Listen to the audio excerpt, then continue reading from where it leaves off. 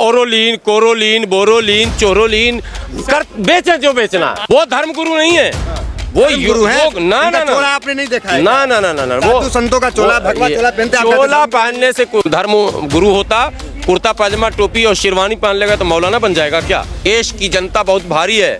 स्वर्गीय इंदिरा गांधी का जमाना देखिए, 1 मिनट में उठा के पटका तो पानी न मिला और झुमका गिरा रे बरेली के बाजार में हो गया था। हाल करना एक अच्छी बात है। अपने इमाम से, अपने मौलाना से, अपने साधु से, अपने संत से, अपने शिक्षक से, अपने नेता से, अपने राजनेता से सबसे प्रश्न करने का आपको अधिकार भी। इस पे बराबर टिप्पणी हो रहा है। नहीं, आप कहेंगे कि मैं ऐसा हूं कि आप हमसे कोई सवाल न करें। अब रामदेव गोबर की क्वालिटी बताते हैं। वो योगा के स्पेशलिस्ट हैं। नहीं, योगा के नहीं है, गोबर के स्पेशलिस्ट हैं, गौमूत्र के स्पेशलिस्ट हैं। वो 20 रुपए से 200 रुपए लीटर भी गौमूत्र को कर सकते हैं आप। इसी तरह से बाबा जी उलटते पुलटते घुलटते जो है आप देखेंगे मंचों पर, तो अच्छा लगता है, कला है।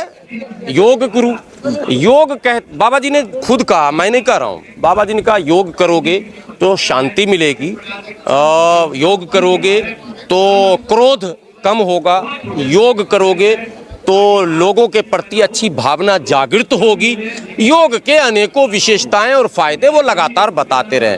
लेकिन जब बाबा जी आपने सबसे ज़्यादा योग भी किया, आप तो गुरु हैं, जब आप ही को फ़ायदा न मिला, आप ही भटकते हैं। इससे पहले इस्लाम के मंच पर भी आते हैं, लंबी लंबी औज़ बिल्लाह मिनश शैतानिर रजीम, ये मैं वीडियो दे दूंगा आपको। अच्छा, रामदेव ने पढ़ा है? जी जी जी। जमीयत उलमा हिंद के सभा में बाबा रामदेव, मैं जिस संगठन का हूँ यूनाइटेड मुस्लिम मोर्चा के सभा में कल्चरल इस्लामिक कल्चरल सेंटर में बाबा रामदेव आए नहीं, 2 घंटा बैठे भी हैं। बोले सनातन तो फायदा है, सनातन को मानने से योगा सीखते हैं, सूर्य नमस्कार करते हैं, नमाज पढ़ने से क्या फायदा, मुसलमान धर्म मानने में क्या फायदा? देखिए ये सब रिजल्ट क्या है? ये देखिए बहुत सिंपल बात बताता हूँ। खाली हुड़ मिले। मानव प्रवृत्ति जो इंसान की जो ह्यूमन नेचर, वो ह्यूमन नेचर ये है कि अच्छी चीजों को सब पसंद करता। अच्छा खाना, अमीर हो गरीब हो, हिंदू हो मुसलमान हो, सिख हो ईसाई हो, जैन हो पारसी हो, आस्तिक हो नास्तिक हो, सबको अच्छा खाना पसंद है।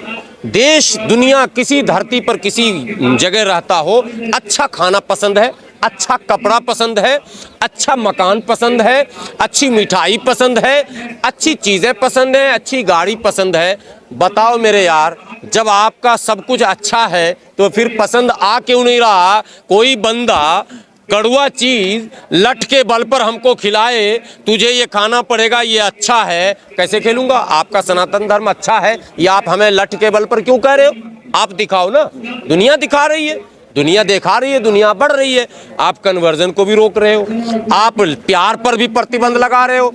अगर प्यार पर प्रतिबंध लगाना था तो आरएसएस ने फिर बेगम कैसे बनेंगी श्रीमती ये अभियान क्यों चला दिया? नमाज आतंकवाद को बढ़ावा देता है या नहीं देता, ये बताएं आप। अब मैं ये भी तो यही कह रहा हूँ कि मुझे तो लग रहा कि योग अब बढ़ावा दे रहा उग्रता को।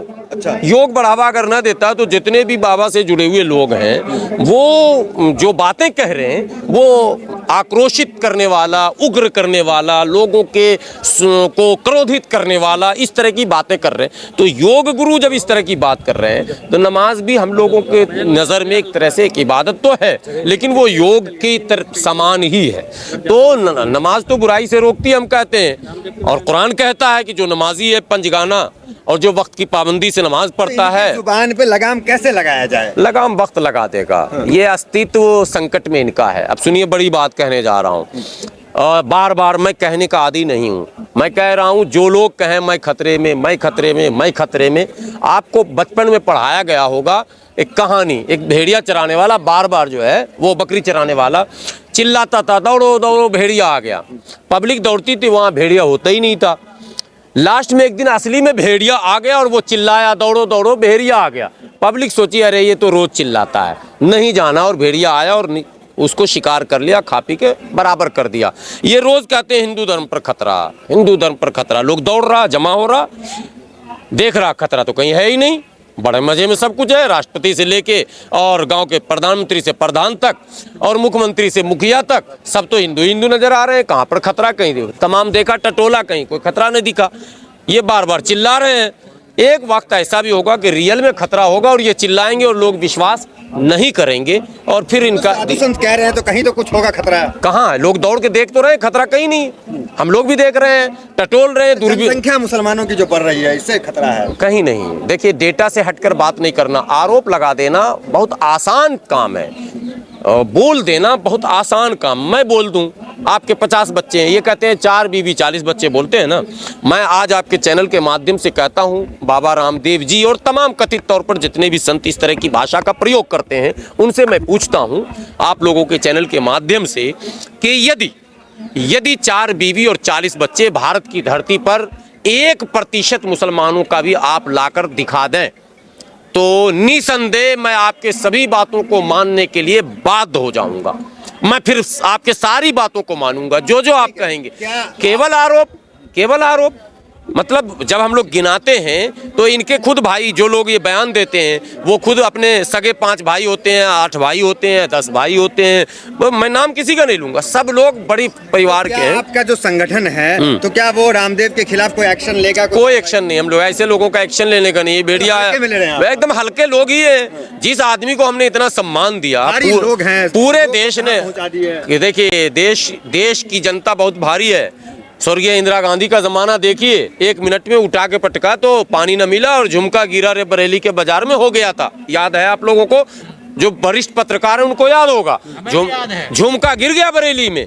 किसी दिन वाराणसी में भी कुछ गिर सकता है, आप संभल के रहिए। हरिद्वार में भी गिर सकता है। ये सब कहने की बात है, कौन भारी और कौन हल्का। ये जनतंत्र है, लोकतंत्र है, संवैधानिक व्यवस्था है और संवैधानिक ही रहेगा इंशाअल्लाह। संवैधानिक व्यवस्था में हल्का और भारी कोई अस्थायी नहीं होता। के बयान से फर्क नहीं पड़ेगा, नमाज पढ़ेंगे आप लोग? सभी लोग पढ़ रहे हैं। उनके रामदेव जैसे कितने बड़े बड़े गुरु आए और गए और फिर आएंगे, फिर चले जाएंगे। ये जहां यूं ही रहेगा और हजारों बुलबुलें अपनी अपनी बोलियां सब बोलकर उड़ जाएंगे। ये चमन यूं ही रहेगा, इस चमन पर कोई फर्क नहीं पड़ने वाला। ये बोलने दें। लेकिन इनके बार-बार टारगेट किया जाता है। आप देखे होंगे अजान पे टारगेट, लाउड स्पीकर पे टारगेट। ये क्यों होता है बार-बार? ये माहौल बदल गया है? नहीं सर, असल में संवैधानिक व्यवस्था, देखिए ज्ञान जब आता है तो अपने जो बच्चे होते हैं ना, सगा जो आपका बेटा होगा वो भी आपसे सवाल करेगा। और सवाल करना कोई बुरी बात नहीं है, सवाल करना एक अच्छी बात है। बेटे को बाप से, बेटी को बाप से, पत्नी को पति से, पति को पत्नी से, भाई को बहन से, पड़ोसी से, अपने इमाम से, अपने मौलाना से, अपने साधु से, अपने संत से, अपने शिक्षक से, अपने नेता से, अपने राजनेता से, सबसे प्रश्न करने का आपको अधिकार भी है और करना चाहिए। ये डेमोक्रेसी है। विशेष पे बराबर टिप्पणी हो रहा है। नहीं, आप कहेंगे कि मैं ऐसा हूं कि आप हमसे कोई सवाल न करें, बस वहीं से संवैधानिक व्यवस्था कमजोर होता है। और वही प्रूफ कीजिए ना कि नमाज जो है वो आतंकवाद को बढ़ावा नहीं देता है, लव जिहाद को बढ़ावा नहीं देता है। नहीं, प्रूफ अगर आप पे आरोप लगा तो बताएं फिर। अरे हमसे प्रूफ कोई मांगेगा तब ना हम प्रूफ करेंगे। रामदेव तो कह रहे हैं। रामदेव के कहने न कहने से जब हम पर कोई फर्क ही नहीं पड़ रहा है, वो गोबर स्पेशलिस्ट हैं, वो हम पर जबरदस्ती है। कोई कान का, देखिए आप डॉक्टर के यहाँ जाते हैं ना, ENT अलग है, आई अलग है, पेट का स्पेशलिस्ट अलग है, हार्ट का अलग है। अब हार्ट वाला जो है वो कहे खुजली की दवा है, हार्ट का डॉक्टर के आप चले जाइए कि जी हमारा जी मिचला रहा या हमारे सर में दर्द, वो कहेगा ENT में जाओ। बाबा रामदेव गोबर की क्वालिटी बताते हैं। वो योगा के स्पेशलिस्ट हैं। नहीं, योगा के नहीं है, गोबर के स्पेशलिस्ट हैं, गौमूत्र के स्पेशलिस्ट हैं। वो 20 रुपये से 200 रुपये लीटर भी गौमूत्र को कर सकते हैं। हालांकि पेट्रोल को भी 35 से 100 पार करवा के ही दम लिया उन्होंने। 35 बेचवाने वाले थे, 100 पे पार करवा ही दिया। तो जो विशेषताएं उनके अंदर हैं वो बेचें। वो ओरोलीन, कोरोलीन, बोरोलीन, चोरोलीन बेचें जो बेचना। आप कह रहे हैं वो धर्मगुरु नहीं है, वो गुरु है। ना आपने नहीं देखा है? ना वो संतों का चोला, भगवा चोला पहनते हैं। चोला पहनने से कोई नहीं धर्म गुरु होता।